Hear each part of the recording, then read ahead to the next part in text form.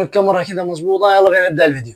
لو جينا نتكلم عن الفيديو بتاع النهارده، هنتكلم عن تليفون بيجيب كاميرا خلفيه 50 ميجا بكسل، كاميرا خلفيه ثانيه 8 ميجا بكسل، كاميرا اماميه ثالثه 8 ميجا بكسل.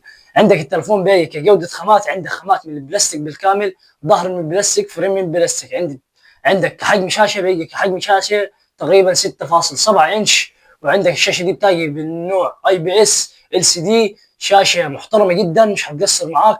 هي ما تقارنش بالاموليد، بس تقريبا نوع الشاشه ده وفروه في حته ثانيه، هو مقاومه الرذاذ والنار الاي بي 68 واي بي 69.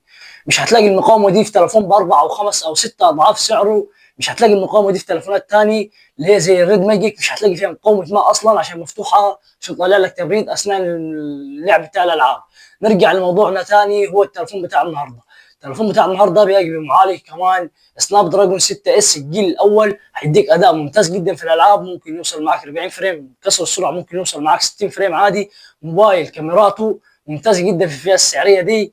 موبايل مش هيسخن منك جامد لانه خاماته من البلاستيك بالكامل. عندك زي ما قلنا المقاومه دي محترمه جدا وهي الطفره اللي في سعره. وعندك شاحن سريع بقدره 45 واط مع بطاريه 5500 ملي امبير او 5000 ملي امبير وات اور، هتقضي اليوم معاك بشكل سريع جدا. تليفوننا اللي كنا بنتكلم عليه النهارده ده هو الاوبو اي 5 برو. بس كده يا رايق، يا رب اكون فدتك. اهم حاجه شعارنا في اخر الفيديو، ما تنساش تصلي على سيدنا النبي عليه افضل الصلاه والسلام. اسيبك في رعايه الله. سلام يا رايق.